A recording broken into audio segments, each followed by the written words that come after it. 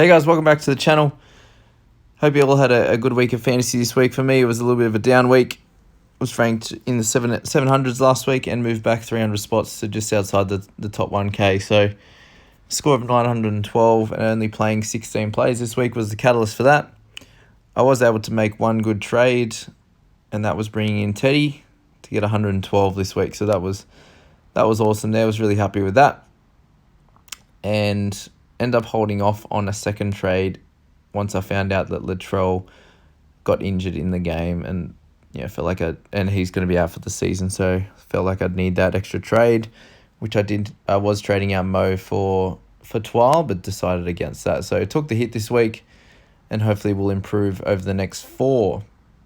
With Benny Hunt, I'd captained him last week and did well with 64, and just decided I was going to stick with him again, but didn't realise that he was going to lose a few minutes, and turns out he only lost 3, but didn't score as well.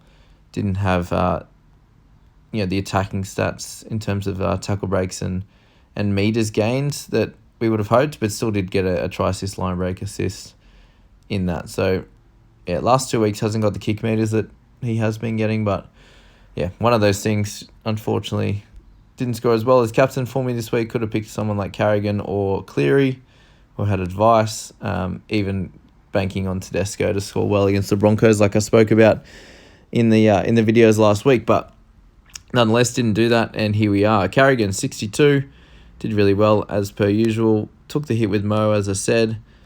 Jez Savanga, 59, playing over 50 minutes, which has been great. Isaiah Yeo, unfortunately, got the head knock in that game early in the second half and went off there with only 35 points. But he was doing well until that point. Unfortunately, he's on the chopping block for me this week with 2 trades left. So I got 2 in the bank, and he may be getting used to trade him out this week. But we'll talk about that later. Madison, 54, just did his thing. Nothing crazy this week. Cleary, 92. God, he's good. So averages 74 over the season, and moving up towards the 1 million club. He's definitely the most expensive player in the game. You need him in your squad. Jerome Luai, doing really well for us. Another 62, so averaging 41.6 over the season, 48 over the last 5. He was someone that I was thinking about getting rid of around round 7, because he was just probably a mid-30s average, if that, after that 25, and got the 40 and the 68. Sort of had to keep him with a few injuries, and he's rewarded me ever since. Even that a few people would have got rid of him after that 34, 37, round 13, 14, and he's rewarded those who kept him with a couple of tries over the last 2 weeks and a 60 average over those 2. So really happy with Jerome and how he's going for the team. So he'll be staying for the rest of the season.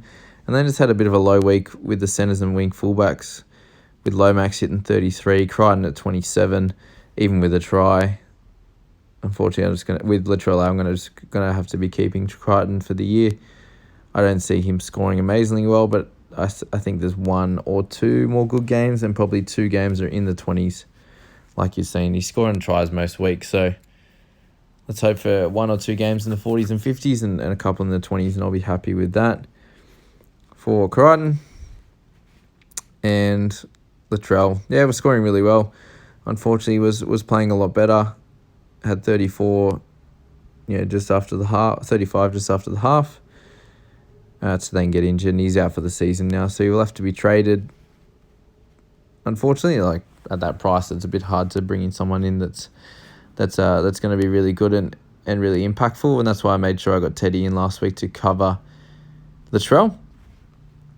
Ponga, 34, got the Knights are struggling a fair bit, aren't they? Like, should the last 3 weeks now, 58 was a decent game for him. Got his tackle breaks, but the last 2 he's missed out his bus, 4 and 3. So nothing special there, with a few extra missed tackles and less meters last week. But a team that's struggling a little bit, for them to come out of it well, they need the forwards going, doing a little bit better than what they have been. Obviously, missing Daniel Saifidi again has made it hard for him, but he needs them going, and Blake Green going down is not helpful for Ponga at all as well. But that's where he's at the moment. He should bounce back. Pappenhausen with 4 try assists, I believe, was great again at 55, and then moving to the interchange. Pearce, after his 70-odd last week, into a 53. Happy with that. Teddy, the 112, try and 5 try assists. He couldn't be held back for that long. He scored, 4 tries the whole season up until that. He'd been on a massive break and not scoring as well as he would have hoped. So a breakout game for him, like I called last week, which was really good. A nice trade to bring in at 112, just incredible against the Broncos, who are struggling. J-Chov, 44. He's had 2 quiet weeks now. He's someone that never really misses tackles or anything, so that's not what you're looking at here. He had no missed tackles, 38, no missed tackles, only 82 metres, so 2 games in a row with less metres. So something to think about in a team that's struggling immensely. Would be very helpful if he could get some more punch through the middle. I know he plays more as a facilitator, but they need a little bit more out of him for them to improve. But Bailey Sirenen did really well. Got a line break and a few busts this week. Played almost the full 80, and just did really well. For this is what we had hoped that he was going to do when he started getting the 80 minutes. But had a bunch of lean weeks. But hopefully he can keep that up somewhere around the 40 mark. As I said, I would be happy with. But to get a 50 out of him last week was great. And then the rest of the guys, Hamiso didn't play. Payne Haas didn't play. Randall got on the park, but I wasn't able to get his points because I had no front row forwards to cover Fodawaker. And that's where we're at. So looking on to this upcoming week, Mo is back. Payne Haas is back. So that's great. Pop them back in the starting side. I move Carrigan to the interchange for a bit of dual flexibility if someone gets injured. Goal here is I'm not wanting to play Hamiso. So I've moved Teddy up into the wing fullback for Latrell. And I'm thinking about trading one of Latrell or Yo this week to be able to cover interchange 4 and have obviously a better player there. Fellas I can look at for Latrell include Brimson, who's playing incredibly well and scoring really well. Titans are just hanging in there, aren't they? Doing a great job. And Isaiah Yo, if I was to trade him, I have the full Piglet. I did have 130k spare, so 841k there. Got blokes like Cherry Evans and Smith are doing really, really well. Harris as an example, and then not too many guys I'd be looking at here, apart from someone like 12, but he's not playing the full 80. So if he's playing 80, then he's a definite buy. But when he's not someone to think about. But it's about looking at the depth of the team. So where do I need players? I've got cover at hooker with Tavanga. Do I have cover at half? Yes, I do with Pierce. So they're the 2 positions I was looking at there. Do I need them in my team, or would it be more important to have a little bit of depth in the fullback position?